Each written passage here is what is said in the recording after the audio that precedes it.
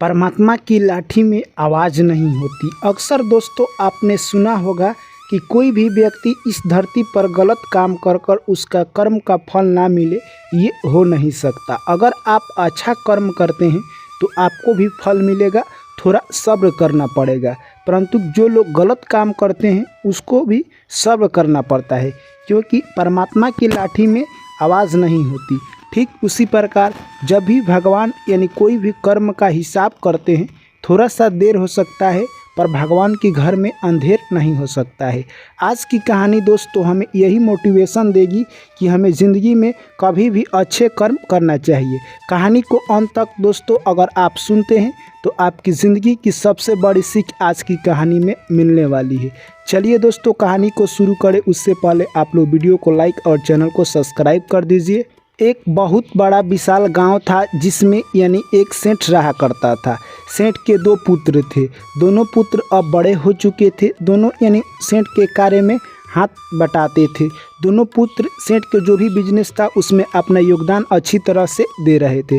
सेठ ने सोचा कि अब मेरी उम्र हो चुकी है, मैं अब तीर्थ स्थानों पर जाकर भ्रमण करूंगा और अपने पुत्रों को मैं जो भी हमारी संपत्ति है उसका बंटवारा कर दूंगा और जो भी मेन चीज़ है मैं सबको बता दूंगा कि कैसे क्या होता है। सेठ एक दिन यह सब बैठकर दिमाग में सोच रहा था, तभी उनके दोनों लड़के आ जाते हैं। एक का नाम था प्रेमनाथ और दूसरा का नाम था सोमनाथ।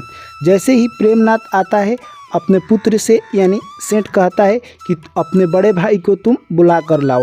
प्रेमनाथ और सोमनाथ दोनों एक ही जगह आ जाते हैं। तब सेठ कहता है कि मैं चाहता हूं कि अब मेरा कारोबार तुम लोग संभालो, क्योंकि मैं अब बूढ़ा हो चुका हूं और मैं अब तीर्थ यात्रा को जाने वाला हूं। तभी दोनों कहते हैं कि जैसा पिताजी आपका आज्ञा वैसे ही हम लोग करेंगे। प्रेमनाथ और सोमनाथ दोनों को यानी कहे तो सेठ ने अपना पूरा धन दौलत और जो भी बिजनेस था वो सब दे दिया। और सेठ बोलता है कि हमने अपने घर के पीछे एक बहुत बड़ा वृक्ष है, उसी के नीचे बहुत सारे स्वर्ण मुद्राएं यानी कहे तो हज़ारों की संख्या में वहीं पर गाड़ रखी है। अगर आप लोगों की कभी आवश्यकता पड़े तो आप लोग उसे निकाल लेना। यह सब बात कहकर सेठ तीर्थ यात्रा को निकल जाता है। तीर्थ यात्रा से कुछ दिनों के बाद सेठ घर पर आता है और कहे तो कुछ दिनों के बाद उसकी मृत्यु हो जाती है। अब दोनों भाई सोचते हैं कि हम लोग में से कौन सबसे पहले यानी उस स्वर्ण मुद्राएं को ले सकता है। बड़ा भाई था जो कि यानी सोमनाथ था, वो थोड़ा सा यानी बेईमान टाइप का था, जो कि सोच रहा था कि आज की रात्रि हमारे पिताजी इस दुनिया को छोड़कर चल बसे हैं और यही मौका है हमारे पास कि हम सारे स्वर्ण मुद्राएं निकाल लें और मेरा छोटा भाई प्रेमनाथ जानेगा भी नहीं। दोस्तों वो रात को उठता है रात्रि में ही और सारे स्वर्ण मुद्राएं निकाल कर कहीं दूसरे जगह छिपा देता है। जैसे ही सुबह होता है प्रेमनाथ उसका छोटा भाई जाकर देखता है कि यहाँ पर स्वर्ण मुद्राएं नहीं है। वो आकर दौड़ा अपने बड़े भाई से कहता है, हे भैया जो यहाँ पर स्वर्ण मुद्राएं थी वो गायब हो चुकी है।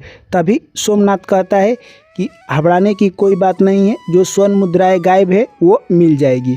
तभी प्रेमनाथ कहता है कि आपको कैसे पता कि मिल जाएगी। तभी जो सोमनाथ था वो कहता है कि ये चोरी किसी और ने नहीं की है, ये चोरी तुमने की है। तभी प्रेमनाथ अपने आप को कोसने लगा और कहने लगा, भैया मैं निर्दोष हूँ, मैंने ये चोरी नहीं की है। परंतु सोमनाथ प्रेमनाथ की बात नहीं मानता और वो कहता है कि तुम ने ही चोरी किया है और मैं रात को सोया था, तुम सारा यहाँ पर स्वर्ण मुद्राएं निकाल कर कहीं पर छिपा दिए हो। परंतु दोस्तों सोमनाथ था जो कि बेईमान था, वो पहले ही वहाँ से स्वर्ण मुद्राएं निकाल चुका था। सोमनाथ कहता है कि हे प्रेमनाथ तुम मेरे नज़रों से सामने से दूर हो जा, वरना मैं तुम्हें यानी थाने में डलवा दूंगा। प्रेमनाथ सोचने लगा कि यहाँ रहना मेरा बिल्कुल ठीक नहीं है। प्रेमनाथ वहाँ से उदासी भरी जिंदगी और निराशा के आस में डूबे हुए वो चल देता है। जैसे ही वो रात्रि में आगे बढ़ता है एक पहाड़ मिलता है और पहाड़ पर जाकर बैठा हुआ था। तभी उसे आवाज़ आती है कि 2000 सोने के सिक्के तुम्हारे और 2000 हमारे। यह आवाज़ सुनकर यानी कहे तो प्रेमनाथ को आश्चर्यचकित रह जाता है कि यहाँ पर कौन व्यक्ति है जो रात को अपना हिस्सा लगा रहा है। तभी प्रेमनाथ देखता है नीचे की ओर, तब तक वो गिर जाता है और उन्हीं चोरों के बीच में चला जाता है। जैसे ही गिरता है वो चोर समझते हैं कि राजा का कोई मंत्री या गुप्तचर आ गया है पता लगाने के लिए। वो चोर स्वर्ण मुद्राएं छोड़कर भाग जाते हैं। तभी प्रेमनाथ क्या करता है, सारी मुद्राओं को उठाकर उसी पेड़ के नीचे गाड़ देता है और वहाँ से वो आगे निकल जाता है। वो सोचता है कि मैं इस मुद्राओं का अभी उपयोग नहीं करूँगा, जब काम पड़ेगा तो मैं इसका उपयोग करूँगा। दोस्तों जैसे ही आगे जाता है तो एक बहुत बड़ा जंगल आता है, जिस जंगल में वो चोरों का सरदार रहा करता था। चोर कहते हैं कि तुम्हारे पास जो भी कुछ है वो निकाल कर रख दो, वरना तुम अपनी जान से हाथ धो दोगे। प्रेमनाथ कहता है मेरे पास कुछ नहीं है। चोर ने उनकी पूरी यानी कहे तो जांच की, परंतु उनके पास कुछ नहीं निकला। तभी चोर कहता है कि ये हमारे काम आने वाला नहीं है। तभी उसका सरदार बोलता है ये हमारे काम आएगा, इसकी हम लोग बलि चढ़ाएंगे, इसके पास कुछ नहीं है। तभी प्रेमनाथ कहता है कि हमारे पास बहुत कुछ है, अगर तुम लोग मुझे अपना पार्टनर बना लेते हो तो मैं तुम लोगों को 4000 स्वर्ण मुद्राएं बताने वाला हूँ। तभी उसका सरदार कहता है ठीक है, तब तुम बताओ। कहता है कि तुम लोग मुझे पार्टनर बना लोगे तभी मैं बताऊंगा। सरदार कहता है ठीक है, तुम आज से मेरा पार्टनर बन गए हो। और वो प्रेमनाथ उसी जगह पर ले जाता है जहाँ पर 4000 स्वर्ण मुद्राएं थी। वहाँ से स्वर्ण मुद्राएं लेकर सभी चोर आते हैं और जो उसका सरदार था प्रेमनाथ पर उसका अटल विश्वास बन गया। अब वो कहे तो अपने यानी सभी चोरों का हेड बना देता है।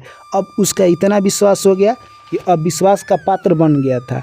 तभी प्रेमनाथ कहता है कि हे सरदार भाई, आप मुझे कुछ दिनों के लिए घर जाने दीजिए, क्योंकि मेरी माँ बीमार है।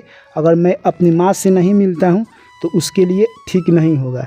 तभी उसका सरदार कहता है ठीक है, तुम अपनी माँ से मिलकर आओगे, परंतु तुम मेरे साथ विश्वासघात तो नहीं करोगे। तभी प्रेमनाथ कहता है मैं आपके साथ कभी भी विश्वासघात नहीं करूँगा। और सरदार जैसे ही आदेश देता है, प्रेमनाथ वहाँ से अपनी माँ से मिलने के लिए निकल जाता है। वो अपनी माँ के पास ना जाकर सीधे एक राज्य में जाता है जहाँ के राजा यानी डाकुओं से परेशान थे। वहाँ के राजा डाकुओं से इतना परेशान थे कि वो डाकू उनसे पकड़ा ही नहीं रहा था। उनके राज्य में हर दिन चोरी हो रहा था। वो राजा पूरे मंत्री से इतना आदेश दे चुके थे कि जो भी चोर को पकड़ेगा उसे बहुत सारा इनाम दिया जाएगा, परंतु चोर किसी के हाथ नहीं लगते।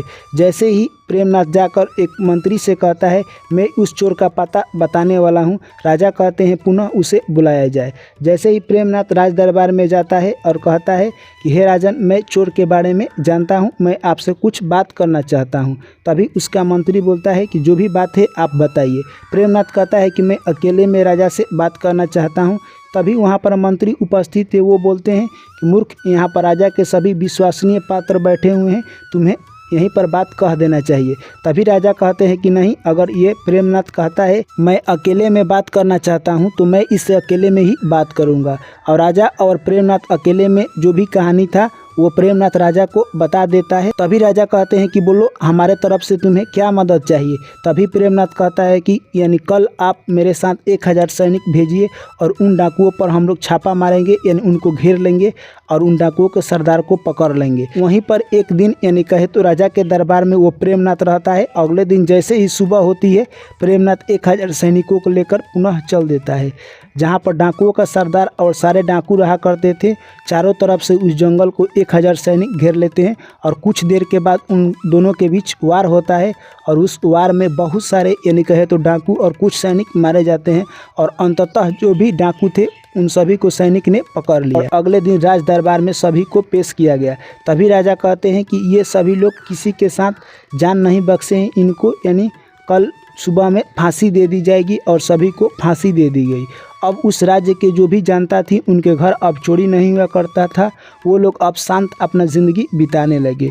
तभी राजा ने निर्णय किया कि जो प्रेमनाथ है ये बहुत काबिल आदमी है, आज से ये मेरा मेन मंत्री रहेगा और मंत्री पद पर उसको बैठा देते हैं और मंत्री पद पर बैठकर वो राज के लिए काम करने लगा। उधर प्रेमनाथ का भाई जो सोमनाथ था वो उसके पास बहुत सारे सोने के सिक्के थे, जिससे कि उसका अब लत गलत लग गया था। वो दारू पीना और नशा करने लगा, जिससे कि वो दिन भर जुआ भी खेलता और उसी में सब धन हार चुका था। यहाँ तक कि अब उसको खाने के लिए लाले के लिए वो तरस रहा था। अब वो सोचता कि जहाँ तहाँ मैं चोरी कर कर अपना जीवन व्यतीत करूँगा। और उसी राज दरबार में वो आ जाता है और एक व्यक्ति से कहता है कि यहाँ पर कोई काम मिलेगा। तभी वो व्यक्ति कहता है कि तुम शकल से चोर लग रहे हो, तुम्हें कोई काम नहीं मिलेगा। वो उदास हो जाता है और सोचता है मैं इतना बड़ी चोरी करूँगा जिससे कि मेरा जीवन व्यतीत अच्छी तरह से हो जाए। और वो एक दिन राज दरबार में चोरी करने का फैसला लेता है। तैसे ही दोस्तों उधर राजा सोचते हैं कि ये मेरा मंत्री बहुत चालाक है, मैं इसे अब अपने लड़की से शादी कर देता हूँ। तभी प्रेमनाथ कहता है कि आपकी जैसी इच्छा। प्रेमनाथ के साथ राजा की लड़की का शादी हो जाता है और राजा बोलता है कि अब तुम इस राज्य के राजा बनोगे, मैं तुम्हारा कल अभिषेक कराऊंगा। और अगले दिन सुबह होते ही राजा ने अपने यानी दामाद का यानी प्रेमनाथ का कहे तो राज अभिषेक करा देता है। अब वो उस राज्य का राजा बन चुका था।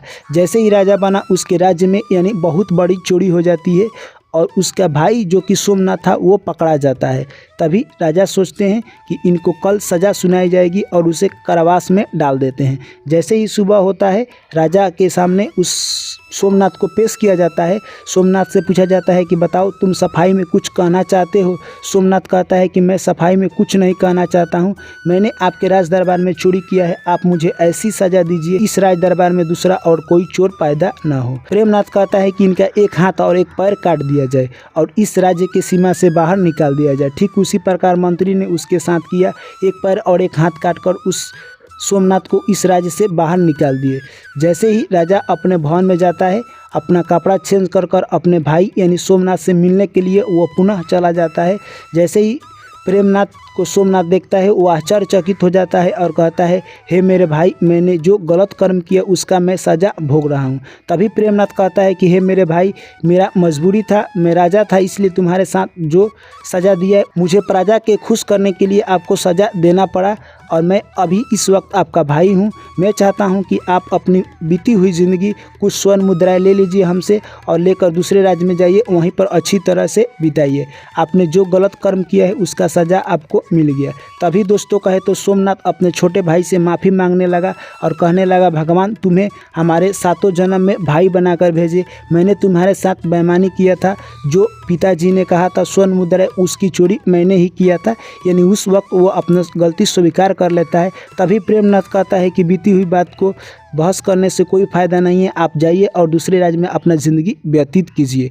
तो दोस्तों इस कहानी से हमें यही सीख मिलती है कि भगवान की लाठी में आवाज़ नहीं होती है। जब भगवान की लाठी गिरती है तो इंसान हर तरफ से टूट जाता है, झुक जाता है और उसका अगला रास्ता बंद हो जाता है। इसीलिए कभी भी किसी के साथ गलत व्यवहार गलत नहीं करना चाहिए, जिससे कि आपके आने वाली ज़िंदगी कष्ट में बीते। जिस तरह से सोमनाथ ने अपने प्रेमनाथ भाई के साथ गलत किया और उसका नतीजा ये हुआ कि उसे अंत में अपाहिज बनकर अपना ज़िंदगी व्यतीत करना पड़ा। चलिए दोस्तों, कहानी आप लोगों को कैसी लगी है कमेंट कर जरूर बताएं। वीडियो अच्छी लगी वीडियो को लाइक करें, दोस्तों के साथ शेयर करें और चैनल को सब्सक्राइब कीजिए। पुनः आप लोगों से मुलाकात होगी एक ऐसी ही कहानी में, तब तक आप लोग मुझे दीजिए इजाज़त। थैंक यू, टेक केयर, जय श्री कृष्ण, राधे राधे।